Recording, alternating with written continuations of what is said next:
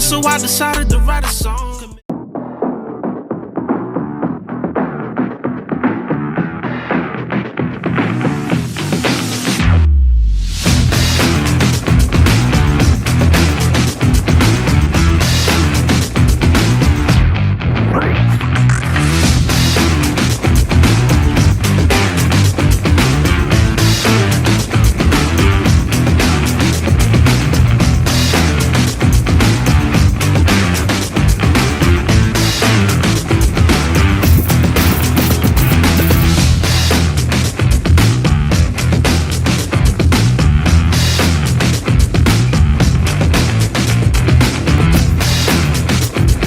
How we doing, beautiful people? My name is Shaq, and I'm the host of the Oh wait, I forgot, that's trademarked. I can't take that right. But my name is Shaq, and I'm the host of the Make Away podcast. Go by Shaq, I go by Suave, I go by the neighborhood Hope Dealer. You know, so all the dope dealers is taken. I'm perfectly cool with being the Hope Dealer. I'm here with a very special guest, a very special friend of mine. You know, another Hope Dealer, another hardworking man, another, you know, vocal member of our local community, a guy that likes to work very hard, to be a very hardworking man, to be a role model for these young kids, because it's not enough of them out here, man. I always like to tell people, man, without, you know, too much of a big introduction, I would like to let you guys warmly welcome my boy Zeus to the Make Away podcast stage. Appreciate that, bro. Appreciate you for having me today, man. I'm in a lot better health now, about like 3.5 weeks post-seizure.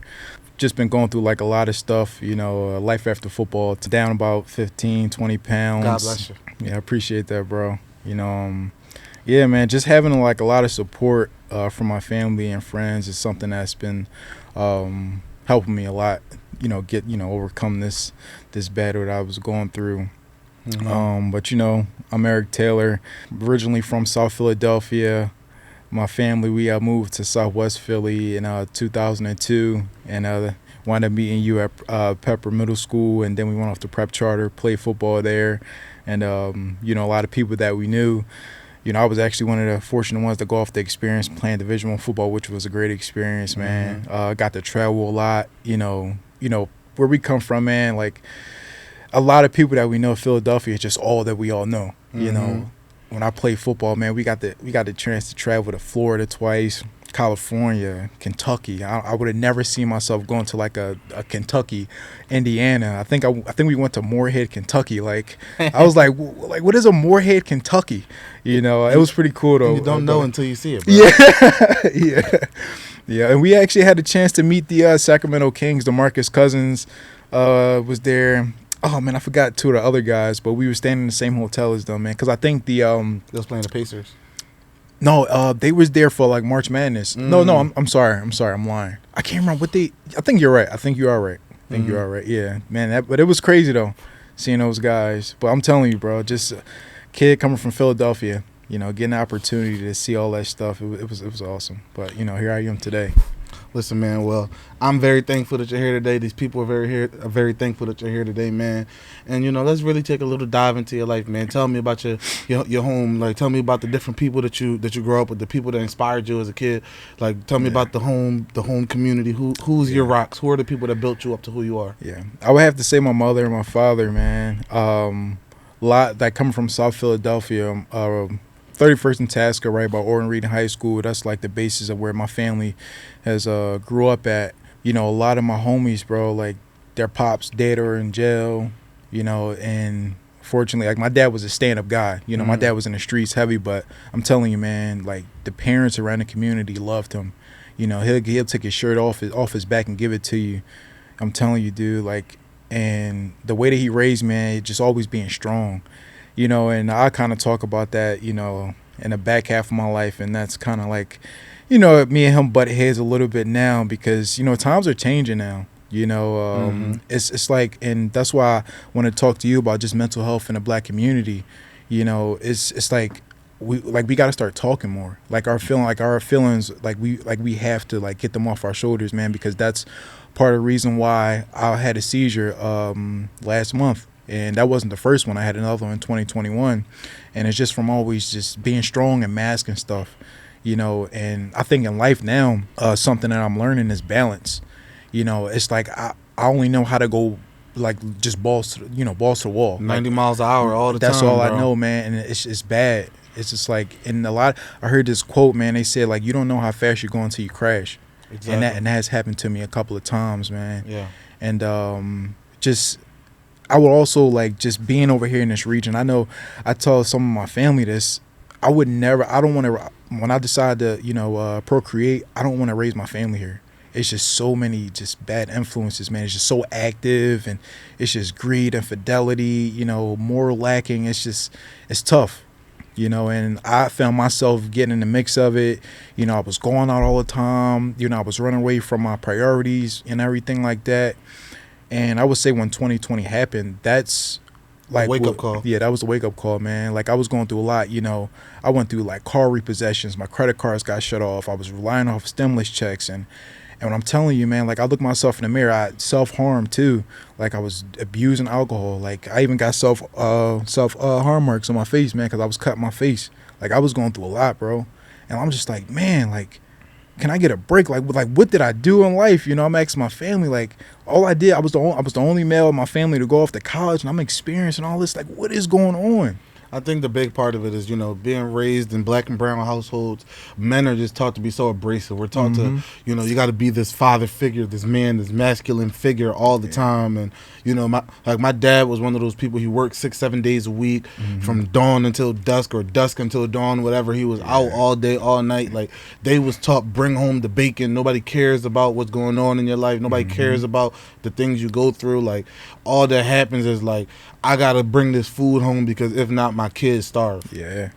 Our parents are taught that if I don't come back with this food, my kids is not eating breakfast. Yeah. Like it's that early like tribal almost like growing up in the woods. Like if I don't catch a fish today, my kids starve. Yeah. And it just like it's such a high expectation to have, especially in the world that we're in now. Like everything just costs so much, bro. Like I remember like a month ago, man, like a carton of eggs was like $6, bro. Like, bro, like it make you not want to. It make you not want to eat breakfast, bro. Like you feel me? But that's what I'm saying. Like now you have to. Like if you imagine grinding. I remember when I was a kid, a carton of eggs was $1.29 at Rite Aid, bro. Like now, like I go to Walmart and a carton of eggs was $6. I was like, bro, I'm eating cereal this week, man. You know what I mean? And I felt like I was letting myself down because I'm like, damn, like inflation might have went up, but I don't know. Maybe I'm making more money than other people it was at that time. That $1.29 was probably hurting them too, bro. Yeah. So I was battling my own thoughts, trying to find ways. Like, damn, like there's no excuses. My dad got it done. My uncles got it done. My grandpops and them, whatever, they all got it done. So it's like that built-in pressure that you feel like you got to get it done. Yeah, bro. That you're not being able to let people know, like, listen, man, I'm struggling, I'm drowning, bro. When I go fishing, when I go to bring that fish home to my family, I'm drowning. Yeah. I'm drowning trying to catch this fish, bro. Like all y'all seeing is the fish when I get home in the morning to feed y'all with. Spot on. Y'all thankful for that fish, but every day I gotta swim out deeper and deeper to get the fish because there's less fish by the shore because of how much struggle and depression is out here because of how many people is fighting to get that coastal fish. You feel me? Man. That fish that's by the water is not available nowhere. I gotta swim out 20 miles, bro. Yeah. By the time I get back, I'm catching cramps in my legs, bro. You feel me, bro? So, like, we need to understand that, like, stop just looking at the person that's bringing that fish home like, damn, bro, like, I'm entitled to this meal. Like, I deserve this food. Instead, ask them, like, damn, bro, like, how was your journey today to go get that fish, bro? Because I know it wasn't easy. Yeah. And the days that it's easy, you get more appreciative of the days that it's not. Man, that's a perfect analogy. Like I know, girl, my girlfriend, she's my ex now, but, we still good friends, man. But I'm telling you, I've never met somebody that has more of a wholesome heart like she does. Like she asks those questions, and we had a talk a few months back, and I'm just like, man, like you want communication on everything, like, and it's amazing, man, because it's good to get, because a lot of women, they don't want that. It's like, damn, man, like you sassy, like why you always moody? It's like they want the results, bro. That's all they want. And that's why I'm telling you, man, like when I met her, I was just like, wow. Like, she's really different because there's really not too many women that will ask those questions. Like, how are you? How was that? How was your day to day? What things did you encounter while doing X, Y, and Z?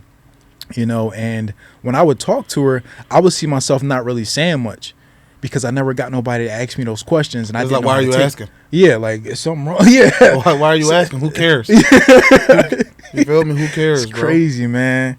Like, my mind, I say the past couple of years, man, it's just been going crazy. I'm just like, what is going on? Like, oh, man. And it's hard, man, because, like, I was talking about this recently, man. It just leads you to so much of an identity crisis. It's because nobody's asking those questions. Nobody's trying to help you figure out who you are. Mm-hmm. You don't really know who you are because you're not saying it out loud. You're not manifesting these things. So it leads to, like, I feel like I've been 10 different people in the past 5 years.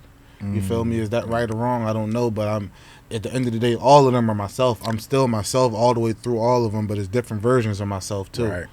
You feel me? But if you don't get a chance to hear yourself and be able to write down your goals and your aspirations and know what you want to become, it's hard to try to find out who you want to be because you can't become a plan if you don't have a purpose. You can't have a plan without a purpose. Yeah, bro. And like, I told you I was the first male of my family to go off to college and play Division I football. And a lot of the hardships that I encountered, I came back. And it was still there.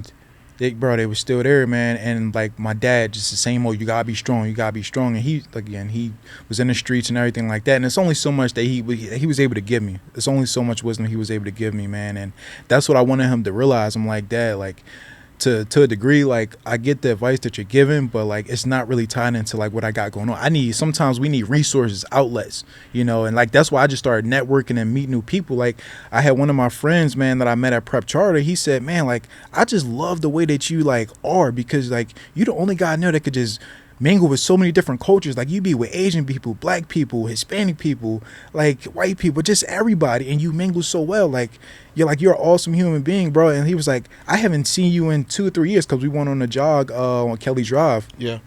And we were just talking, man. It's like I knew this guy my whole life. And that was only my second time really like kicking it with him, because the first time was when we went jogging Martin Luther King Drive during 2020 when everything was shut down.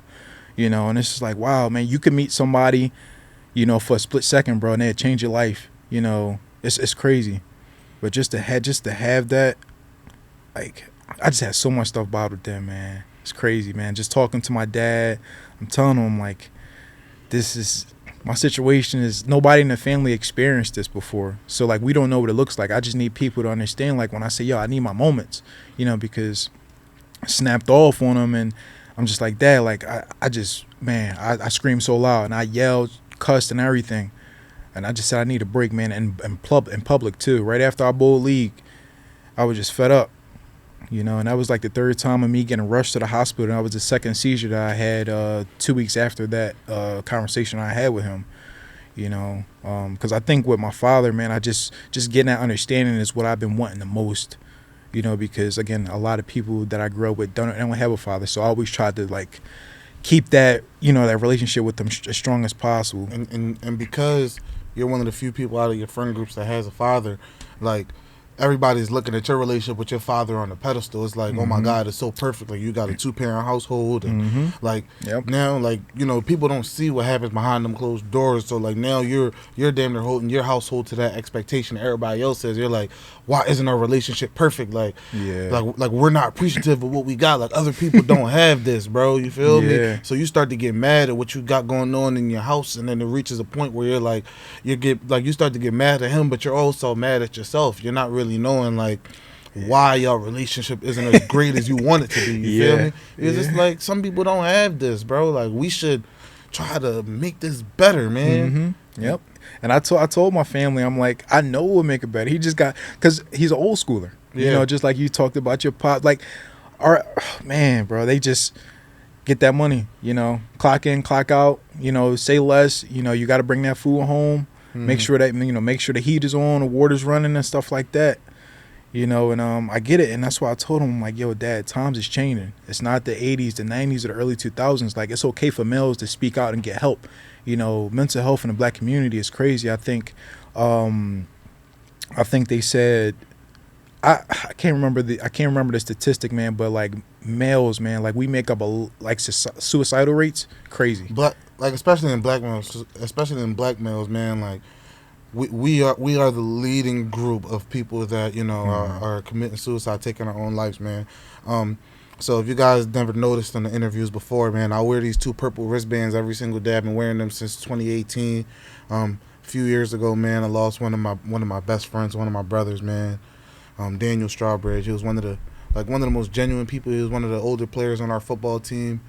Strigg is one of the most beloved people in the whole Lock Haven community, man. He was one of the hardest working players. He was an All-American, got injured after his All-American year, and he missed the whole season, came back, and was still able to like teach and mentor the younger guys. Like, wasn't All-American afterwards. Obviously, that probably slowed down his pro dreams, whatever have you. Yeah. But the year after he graduated college, man, like, he came back and he took his own life. And when I tell you, man, but when Buddy took his own life, man, he left behind a whole community of people that that just loved him so much and really was attached to his spirit and his community. And you just felt like that morning, like I remember I went to 6 a.m. lifts, man. Like, it happened the night before, so we didn't know yet. We went to lifts. It was for some reason that whole morning just felt so slow. Like, I feel like I remember all of it. Like, I went to workouts, and it was just like one of the hardest workouts of my life, man. It felt like the longest lift of my life. We didn't know yet, though. It was just one of those bad, weird vibe moments. Like, it was dark outside, of that. Went to class, man. We went to my 905 class, bro. We sitting down, and I'm in Dr. Mattern's class. And, somebody came into the classroom and started to tell some of the football players, and at the same time all of our phones went off and our coaches was just letting us know about the news, you feel me? So like I just felt like sitting in a classroom full of people that I don't even talk to, I don't got no relationship with. Like I just broke down, bro. Like I didn't start crying yet. Like I was just like starting to lose myself, and it's like, damn, like I just saw Buddy before, like just before this, you feel me? So I didn't really have no recollection afterwards. I just got up, man. I was around the time when I was like, just trying to find out who I was. It was spring ball, so I'm like grinding, trying to become like, the best player I could be. Yeah. And like, I don't know, man. It was one of the hardest days of my life. I just found myself crying for hours in the library and in a little quiet room, man. I couldn't talk to nobody. I couldn't be around nobody, you feel me?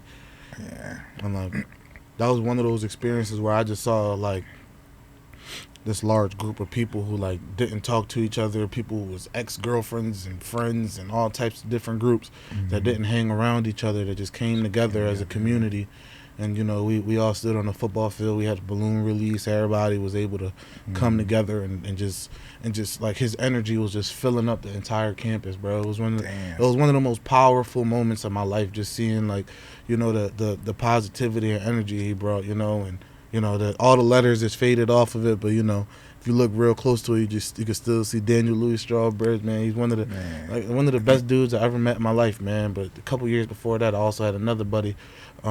He went to Boys Latin High School. Yeah, this year, you know what I mean. One of my good brothers, man. He passed away as well. I was actually with him the night he passed away, man. We worked at McDonald's together, man. We worked at McDonald's. We catching the train, A lot of people don't, a lot of people aren't really familiar with him. I'm gonna keep his name off, but we worked together at McDonald's. It was me, him, and a young lady all on the train together on the way home from work. He told me, he was like, all right, bro, I'ma holler at you. I got off at 62nd Elmwood. He's like, all right, bro, I love you, bro. I'ma holler at you later. We kids, bro. Yeah. I'm 17 years old at the time, bro. It was my first time it was my second time ever dealing with a person around my age dying. He said, all right, bro, I love you. I said, bro, come on, you being gay, bro, chill out.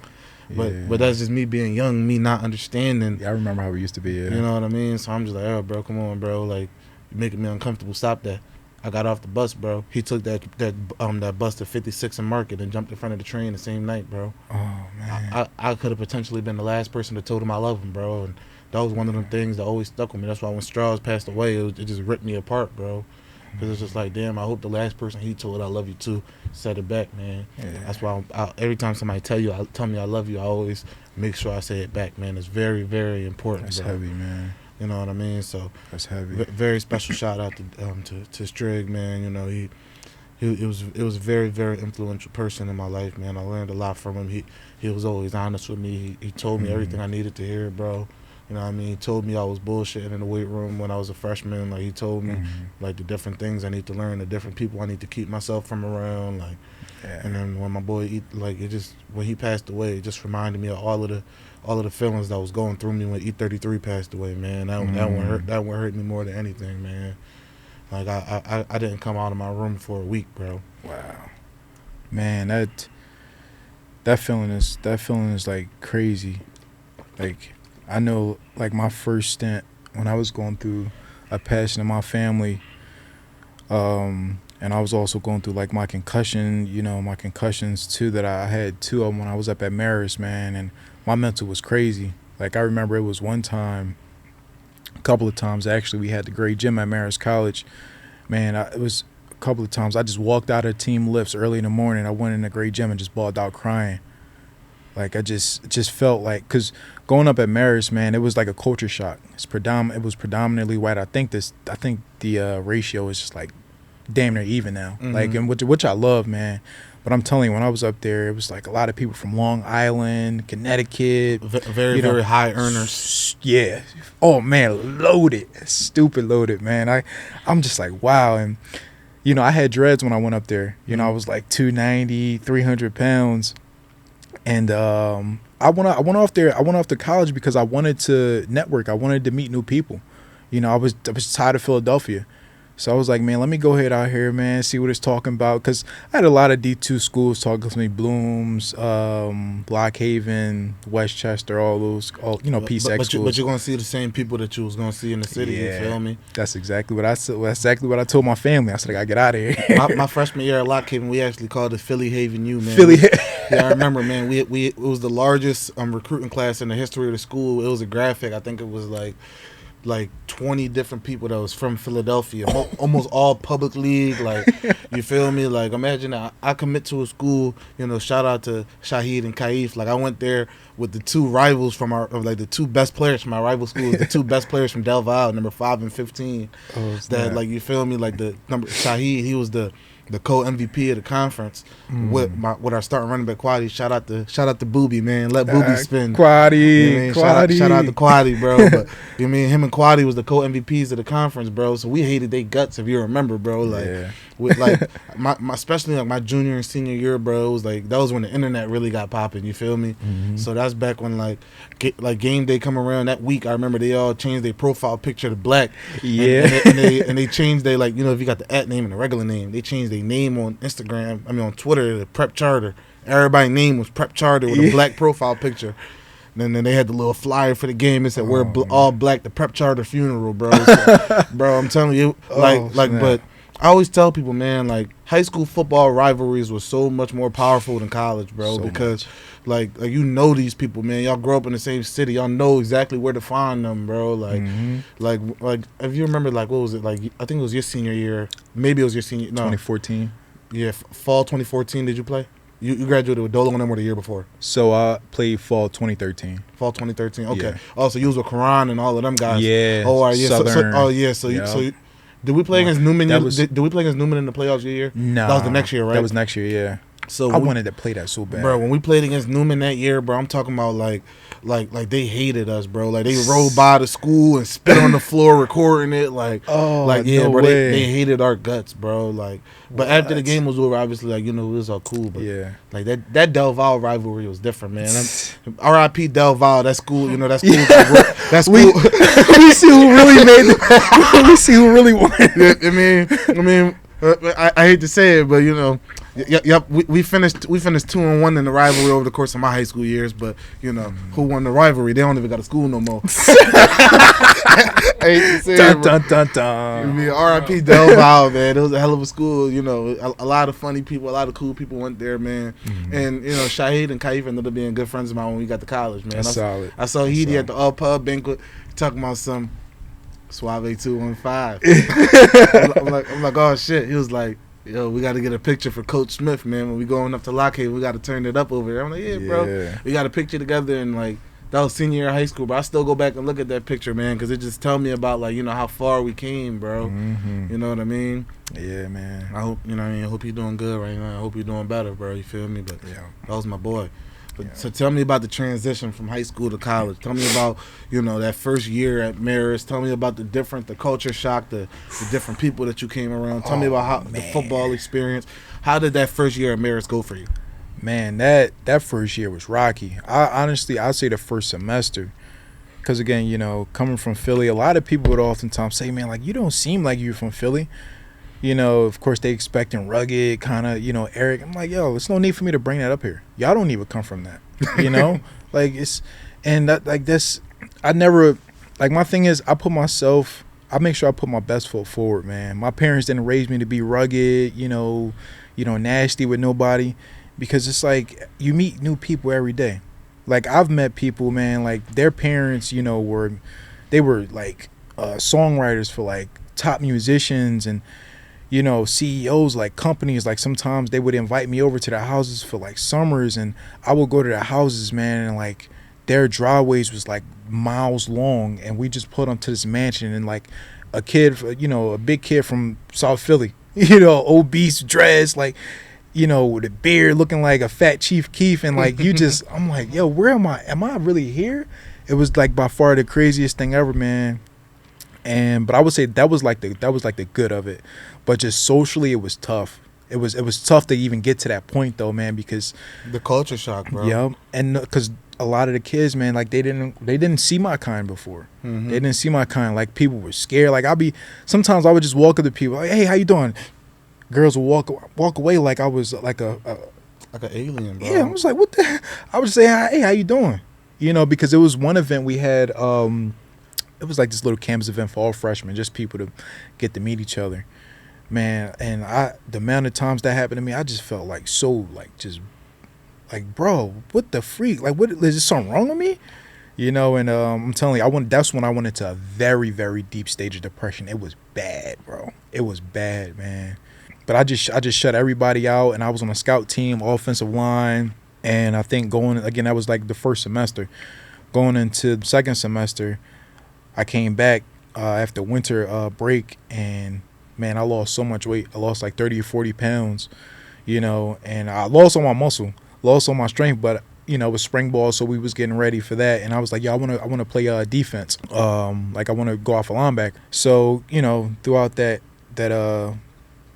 campaign, they wouldn't put me a linebacker. They would put me on a line, defensive line. So I'm like a good 230, 240, man, after coming in like 290, 300 pounds. Yeah. Man, I got tossed a good bit of times, but I'm telling you, I was just so determined to get my muscle back. Bro, I was just beating people off the edge, just pure speed. Mm-hmm. But I didn't know the playbook. I didn't know the playbook at all going into my sophomore semester. I was a little bit more cut up, and I actually started playing, you know, and everybody was like, this is Zeus. Like, who's this Zeus guy? You know, because I would make tackles. They'd be like, yeah, let's go Zeus. And it was like, you don't hear that name often. Mm-hmm. Our good friend Karan Simmons, he proposed to me. He was like, yo, bro, like, you should name yourself on Instagram like Zeus or Hercules, because like, you strong as hell. I was like, yo, that's kind of dope. So now that everybody knows where the Zeus nickname comes from, it's not self-proclaimed. I don't have big cojones like that. I'm not like that. So yeah, man. So I made it my Instagram name, and it just stuck, in high school. And when I was like leading into Marist, a lot of guys that was at Marist already, they knew I was big on Instagram. And first day on campus, I came late, a couple days late, and they was like, Zeus, the Instagram god, and it just stuck. My old head at Tika Lucas, when I tell you, he told me that, and I was like, yeah, that's kind of cool. And I'm telling you, I was just so jovial, man. I came up there so goofy, looking to meet new people, but I'm whining a little bit. But after a while, I just started to feel like people was laughing at me rather than with me, and I don't know why.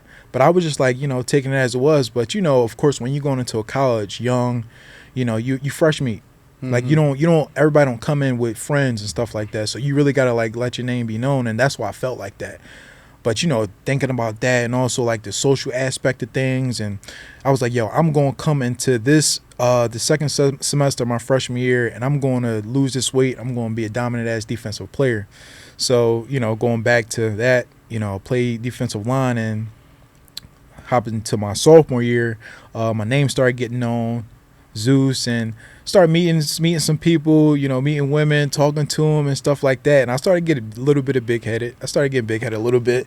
But that transition, man, from high school to college, it was different. Mm-hmm. It was fun. It was fun. It was a rocky road, but it was different. The first one to go off to college in my family, like male-wise, it was crazy.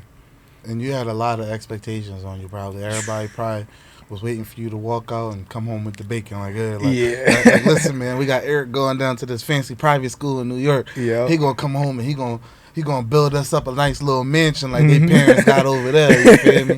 But it's just crazy, man. I remember my freshman year of college, man. I walked in, I had one of my teammates walk into my room one time. Now I'm Muslim, so I got my prayer rug on the floor of my room when you walk in under my bed. So then he said he was about to step on. I was like, oh, watch out, and I pushed it under the bed. He was like, wait, what's that? And they joking around. Buddy grabbed it. He was like, oh crap, man, this the rug from Aladdin. Oh my gosh, bro. So I don't really, I was a real big fight or flight guy. I didn't really know what to do. So my first reaction, I just started fighting. You feel me? And I look back at that, and I'm a little embarrassed of it now looking back, because it's like, that's not my personality. That's not who I am. But like growing up, especially when I was younger, I used to get picked on and I used to get bullied a lot, because in our community is like every generation is always something that people get picked on about. Like right now, it's about if you're not wearing designer, if you're not rich as famous right now, like I would be poor in this generation. Like these kids are dressed nowadays wearing like off-white in the mirrors to school, like, and it be fake too. Yeah, that's bro. the crazy part. It's killer, bro. Like I went to Boys Latin when I was helping my little brother's team out, and they like these kids is in the hallway all got like off-white Celine hoodies and all. I'm like, bro, like y'all kids got too much money, bro. Like I was popped. I wore a pair of Puma suedes in high school, but I wore a pair of KD6s, bro, every day. I remember those. You feel what I'm saying, bro? Yeah. So like the fact that these kids is all get like, I would have got picked on in this generation, but in our generation, when I was younger, like we used to get picked on for like, I got picked on for being dark skinned, for being African, for coming from just from living in Southwest. Like people used to be like, oh, you from Southwest, y'all burn, yeah, you know what I mean? Hot Cheetos, hot Cheetos, I can't touch it, like you feel me? But like I used to have to catch all the bids. And when I was younger, when I was in elementary school, middle school, I didn't know how to bid, because we was raised in such an uplifting, upstanding household. My mom and dad was together. We lived in the same house my whole life. Like it was like, you talk to your brother like I'm gonna smack the shit out you. You feel me? Like so, like it wasn't none of that inside our house. It wasn't no picking on people. It was uplifting in our home. So I get to school, and it's the first time I'm getting picked on. Like I'm like, damn, like I don't know how to respond to this. And my first response is like, I hate how this feels. I cried at first, and then I was like, damn, like people calling me a turkey, and they picking on me for being dark skinned. I'm not liking this either. So now, like, all right, somebody pick on me. Wham! I was fighting every day. Third grade, man. Shout out to Miss Adigwe. It was a Nigerian lady. She used to like, first she suspended us, and then afterwards, bro, she realized that I was just getting picked on. So it reached the point where she stopped calling the office when we was fighting. She just moved us to opposite sides of the room, and we was going with our day. And then once I got to middle school, I was like, all right, bet, like, if it's one thing I'm not gonna let the dark skin jokes get to me, I'm gonna start coming up with my own jokes so I can cook them. You feel me? And slowly but surely, I started to be able to, all right, now I got my bids ready. I realized that all you got to do for real is just say stupid stuff and get people to laugh. Like, it wasn't really about, oh, damn, like we're making fun of you because you're dark skinned. No, we're making fun of you because he made a joke about you being dark skinned. Talk about his glasses, talk about his teeth, talk about how his laces hanging off his shoes, whatever. And then you realize that all we doing is just tearing each other down, bro. Yeah. Now, Facts. 20 years, that was what, third, fourth, fifth grade, 20 years later now. You know what I mean? You the creme de la creme for being dark skinned. Like, it's almost crazy. Oh my God, I need me a tall, dark and handsome. Like, bro, where was this when I was in third grade crying? Melanin expensive. You know what I mean, man? Like, what? Like, when was being dark? Like, why wasn't being dark skinned cool back then, man? My self esteem would have been way higher. Dude, you feel me? Would have walked through life like Idris Elba. Like, yeah, I'm that guy. You know what I mean? But back then, I felt like, oh yeah, nah, dog, shut up, you blackie. And it's just crazy because now, like, because we're in the generation where like, you know, we're uplifting people, and like people aren't bleaching their skin anymore. Like in the African community, especially, like skin bleaching is very, very prominent, especially amongst women. Wow. You know, a lot of people, like even in my family, I know a few people, man, like where like skin bleaching is such a problem in our communities. People like put these lotions on their skins to make themselves lighter because they feel like men aren't gonna want a woman that's so dark and skin so dark, whatever. But they're just like, you're giving yourself cancer, bro. You're poisoning yourself for the sake of somebody that don't care, bro. Like imagine me, bro. My daddy made me. You see how dark I am, bro. Imagine me trying to tell him, like, if I would have tried to, like, when I was in courting phases, if I was to tell a woman, like, oh yeah, I can't talk to you, you too dark skin. That's insane, bro. That's hypocritical, bro. Crazy. I couldn't tell you. There's no way meant, like, I wouldn't be able to look a man in his face and say, like, I wouldn't be able to look a man in his face that's perfectly okay with saying, oh yeah, I can't talk to her, she too dark. What does that mean, bro? What does that mean, bro? That's just her skin, bro. That's just what she came out the package with, bro. Yeah. Like, and obviously I was open to talking to women of other races, ethnicities, whatever. Like, but like the women I talked to for the majority of my life was black women, was dark skinned women, and I feel like when you step out of that zone, when you're talking to someone that's not in that culture, people automatically look at you, oh damn, you hate black women, and I feel like that's a narrative that really needs to stop, because like at the end of the day, like I love my people, I love everything that happens. Like I'm one of the people that's uplifting, that's in these communities. I'm one of the people that's putting my communities on my back. You feel me? That's trying to uplift my community.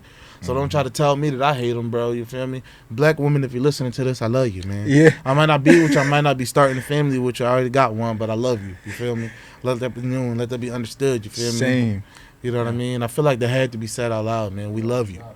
You know what I mean? We love you. Yes. Because I used to get it too, man. Like, you know, even some of the friends that we know, they were like, "Oh man, you love white women. You love white women." I'm like, bro, like what? Like, I mean, honestly speaking, they were just the main. Like, I would just run into a lot of white women rather than sisters.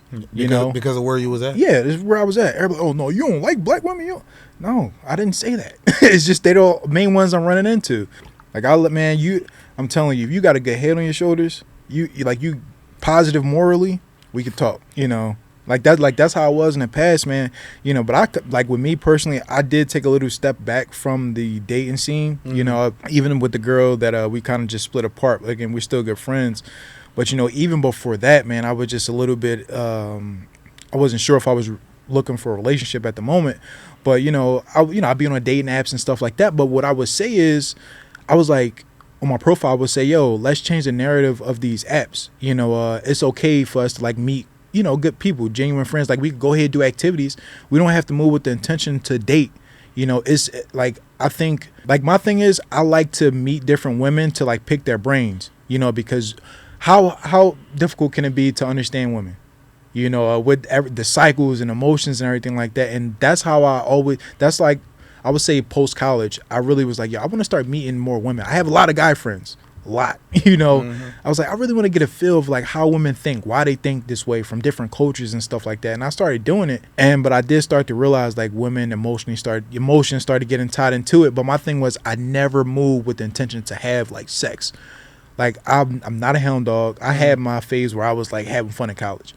Post-college, bro, I'm just like, yo, we all trying to figure out, what are we trying to do? 20 to 30 is like the craziest, you know, years that a lot of old heads would tell us, you know. And I was like, yo, I'm not trying to, you know, overhound you with, you know, trying to pursue a relationship. Like, we could take it casual if that's what you want. But I just know right now my intentions is I would like to meet different people, you know, go grab food, pick your brain, different topics, you know. And nothing afterwards. Yeah, nothing afterwards. It ain't like I got to go over there and come cook for you and we, you know, Netflix and chill. No, we ain't got to do none of that. We could just, hey, you want to meet up in the city? Walk around Rittenhouse Square, grab a coffee or two, brunch, done, and we be on our way.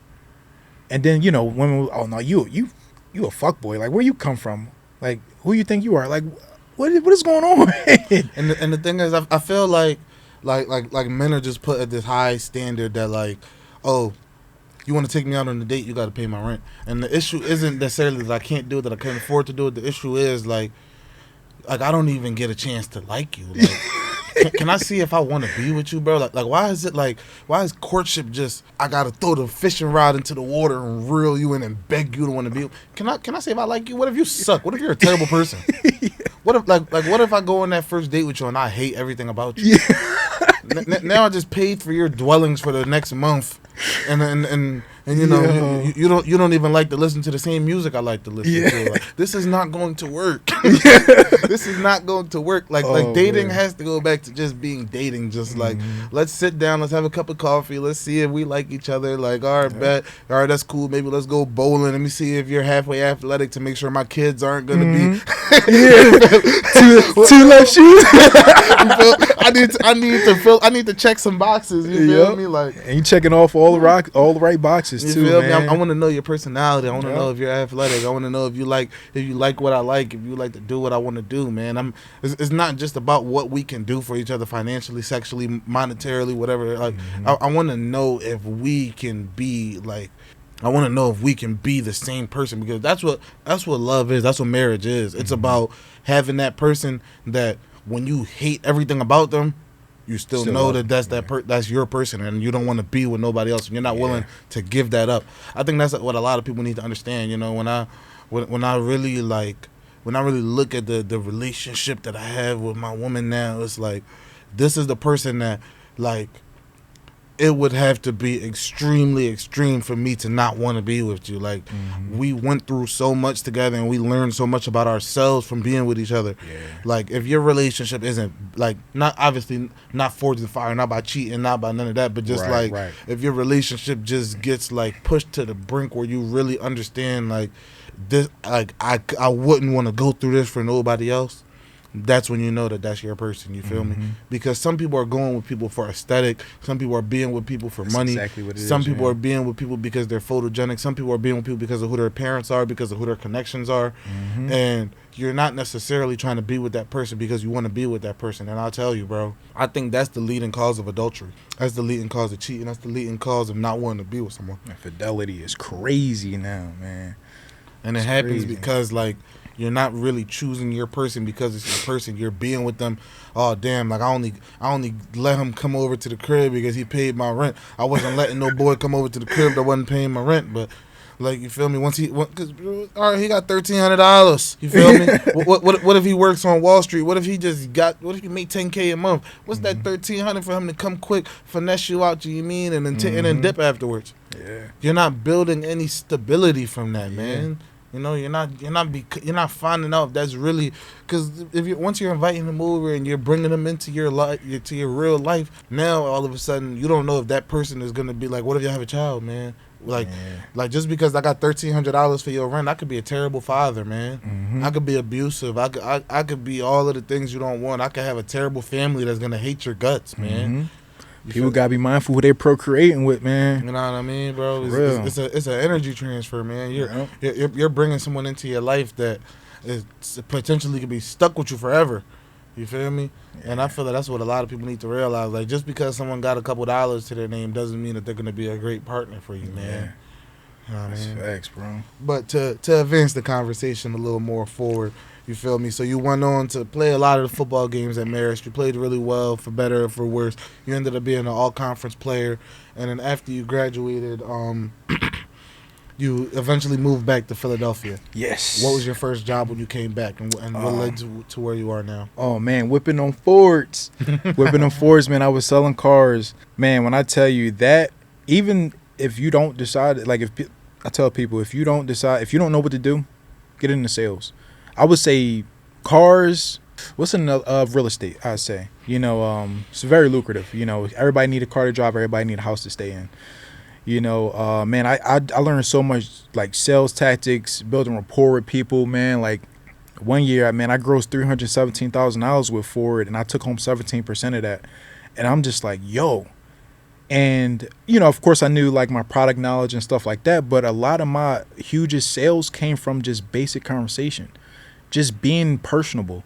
And that's what a lot of people, and again, going back to the date, and that's why I just love meeting new people, different cultures, different genders, because you get more personable. Like, again, when I sold cars, bro, like, I was able to relate and understand, like, what some women what some women meant by what they were saying, about different topics. And And they were like, "Oh my God, you know about that?" I'm like, "Yeah." And single moms and grandmoms coming in and old men and stuff like that. I'm just like, "Yeah."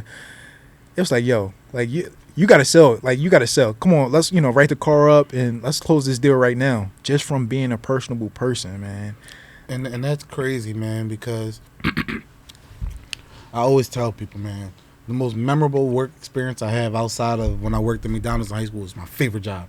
If McDonald's was if you could work up to make six figures somehow at McDonald's a couple years after graduate, I would have went back and worked at McDonald's. I love that job, bro. They treated me so well. Shout out to Miss Nicole. Shout out to Sam. Shout out to Don. You feel me? Who all the managers I got on my joint, man. Shout out to everybody at the 24th in Oregon McDonald's. The Oregon joint, bro. They made me into a man. I made my first $7.25 an hour. If it wasn't for that store, I wouldn't have been able to buy my lunch in high school, man. Y'all put a couple dollars in my pocket. When I was broke, I used to walk around my Dickies every day. Miss Nicole used to be able to call me in. She knew I was good from 4 to 11 every day. I could have been hanging out with my cousins. I had my Dickie in my bag, my shirt in my locker at the store. I used to hop on the G bus and go to work whenever. I always could count on Miss Nicole to try to put some money in my pocket.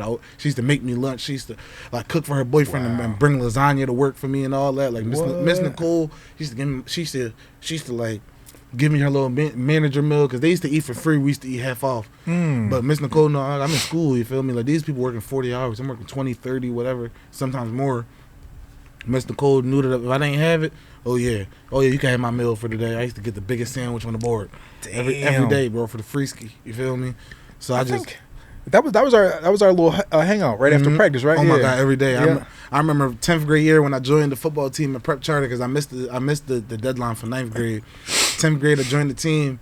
You know, a couple of the guys we used to walk. That was the bus stop where we used to go home from. And we used to stop at McDonald's. It was like, yo, like our rite of passage to get on the football team was 2 of them. You had to go to McDonald's and you had to make a McGangbang. that McChicken McDouble. That's when the sandwiches was $1.08, like $1.24. It was $1 for the McChicken, $1 for the McDouble. You had to take the McDouble and rip it apart. You had to put the whole McChicken in there, bun and all, and you got to finish that joint with no beverage. Man, bro, I thought I was the next. Oh man, I thought I was the first one to ever do that. I was like, they was like, yo, man, I ain't new. People been doing that. I was like, oh, snap. Man, shout out to my boy Rob Hall, man. Every time I talk to Rob, you know, every time he go to McDonald's, he'll send me a picture. Cause it's crazy though, man. He elaborating on the McGangbang now, but Buddy is like 25, 27 years old. He at Wendy's now. He buying the premium double quarter pounder and putting a premium chicken sandwich. I'm like, bro, that's like a $10. Yeah. That's like a $10 McGangbang. That's a McHeart attack, bro. You might as well go to Longhorn. That's a McStroke, bro. Might as well go to Miller's or something for that, bro. You feel me, bro? You taking a double quarter pounder and putting a premium chicken sandwich in that joint, bro. Your heart might stop by the end of that, bro. You feel me, bro? And then you gotta talk about that McDonald's Sprite afterwards. That McDonald's Sprite is like 4 Loco, bro. Bro, that McDonald's Sprite is like acid, bro. I'm telling you, man. Bro, you could pour that down the sink to clean your garbage disposal, man. That McDonald's Sprite powerful, dog. Oh yeah, man. Shout out to McDonald's, man. I need my endorsement deal, man. I need to instead of be drinking this water, man, I need to be drinking McDonald's Sprite every episode. Clear my sinuses out, man. Hey, that's a powerful beverage right there, dog. Yo, shout out to McDonald's, man. Again, bro, for sure. No, man, that McGangbang, that acidic Sprite, man, made me into the man I am, bro.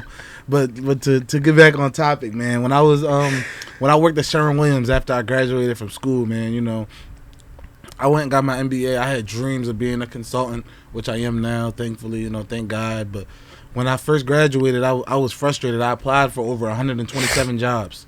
Didn't get none of them, man. I was looking at jobs in Cleveland, Pittsburgh, and Philadelphia. Pittsburgh is one of the biggest college towns in America. There's all of these different schools. It's all downtown.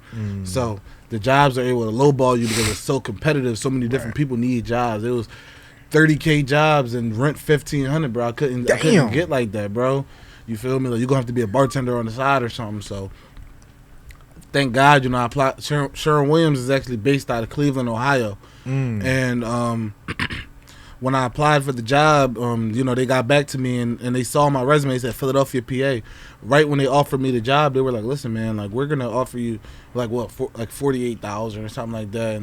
And this job is in Cleveland, Ohio. But like, would you rather not just live in Philadelphia and go home and not pay rent? You could live at your family's house. Like we hire in Philadelphia too. I said, really? I said, yeah. I said, all right. Sent me back home. There. Went right back home. You feel me? So I packed it up, moved back home on the drop of a dime. I had no plans of ever moving back to the city, but when I got there, you know, it just showed me so much about relationship building and having to grow and learn about who I am and about who my customers were and how to relate to people in a very short amount of time. You know, shout out to Jarrell Brown. He's the city manager in Philadelphia right now. You know, Jarrell, you know, a very successful black man. He took me under his wing. He taught me a lot. You know, he showed me that I had to be able to go in and attack the day every day, and the goals that I had for myself, these high hopes and high aspirations. Because I got there, I was an assistant manager of a store, but you know that wasn't my goal, man. I wanted to be the big Kahuna, man. Everybody in there had their 5-year, 10-year plans of getting to where I wanted to get to in 2 or 3 years, man. Maybe you know it was the athlete in me, maybe it was the big dreams. I wanted to be huge, man. I wanted to run the whole district. I'm like, listen, like my final interview at Sherwin, I remember when I came down because I had to do the district interview in Philadelphia. Yeah. And when I was talking to the district manager, I believe, you know, he asked me, he said, what's your goal? What do you want to be one day? He was like, what's your goal in 3 years and 5 years? Who do you want to be in this company? Why should we hire you? I was like, I mean, could you, before I answer, what's your job? He told me, he broke his job down to me. I was like, all right.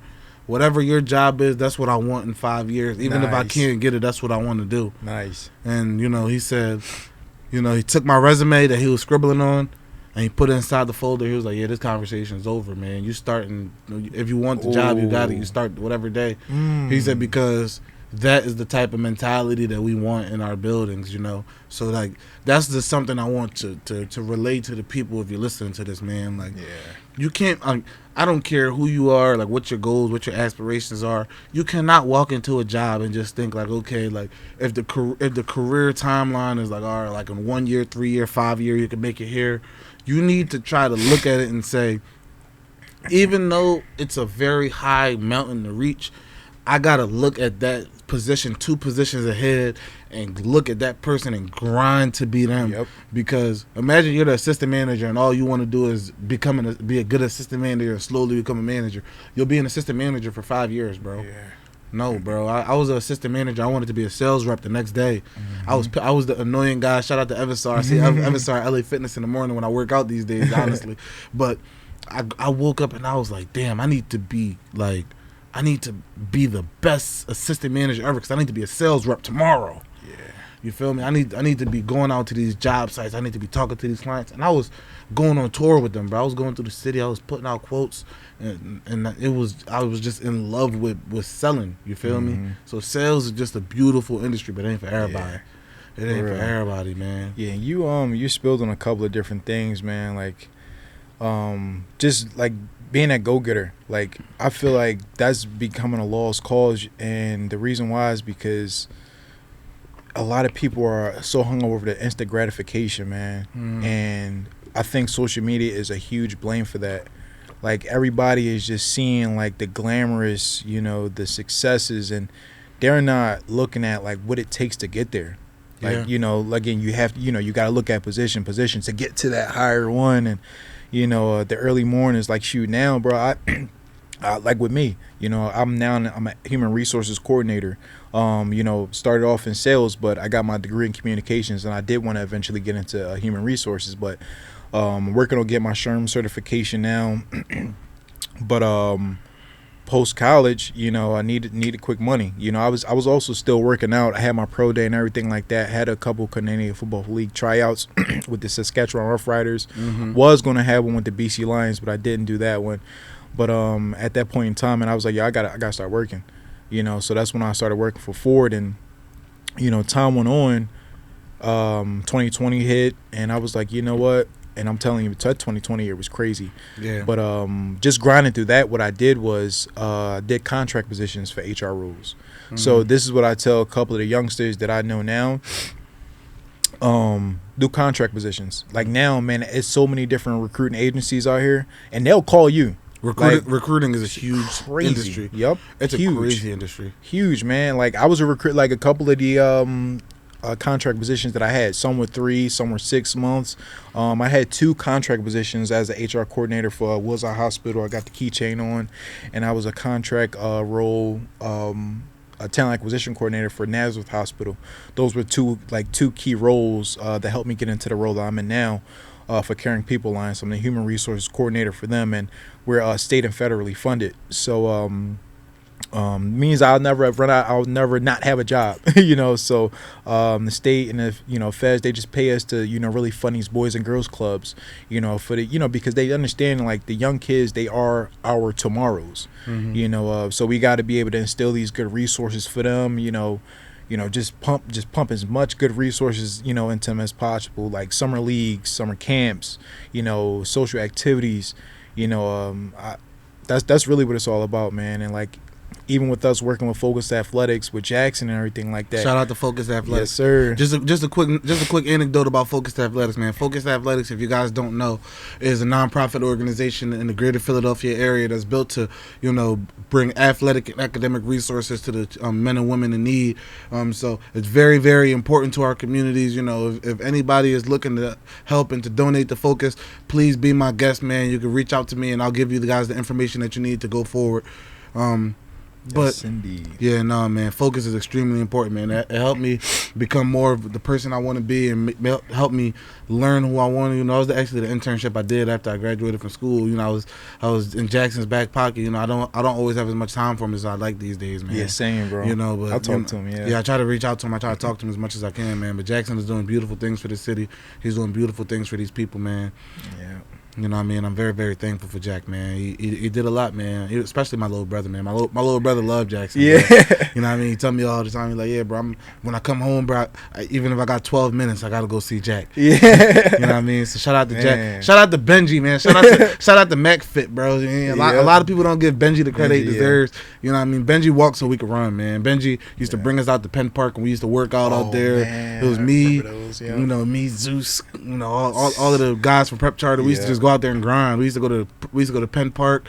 We used to go to Newman Goretti Field. We used to just go out there and work. That's back when his ad name was like NG Strength. You feel me? Everybody don't remember about NG Strength. You feel me? So we used to go out there and work, dog. And Benji had the ladders, and he used to just bring us out there and make sure that we worked. Yeah. You feel me? So, and he walked so we could run. Obviously, Jackson took it and he flourished it into a beautiful thing. So both of them played integral roles in it, and it helped 100%, and it helped build them communities up, because Benji's program was needed, and then Jackson's program was needed. And obviously, they're very separate visions for how the thing was supposed to go. But at the end of the day, like, both of them played big roles in developing the young men and women in our communities. Huge. So I'm very, very thankful for them, man. I'm also, realizing that we're coming around the end of our time, but I'm very, very thankful for, good brother Eric for coming on today and talk to you guys, giving you guys, $100 million worth of game, man. Yeah. Shout out to Gillian Wallow, man. You feel me? Eric came on here and gave y'all $100 million worth of game, man. He came on and talked to y'all about all of the good stuff that he's been on, and hopefully one day, you feel me, when Eric is the HR, when he's running his own HR firm, when he's running his own recruiting company, he's gonna come back, with a 3-piece suit on and tell you guys about what we learned when we're working out of my own studio one day. So I'm very, very thankful for Eric for coming down here and talking to you guys. Hopefully you guys took a couple gems from him, and hopefully we could build this thing forward, man. We can get a lot of people on here. Stay tuned with high school football season starting up. We're gonna take a little bit of shift in the content, but it's still gonna be great, man. I'm very, very thankful. You guys make sure you're coming out, making a way, making it happen, and I'm gonna see y'all soon.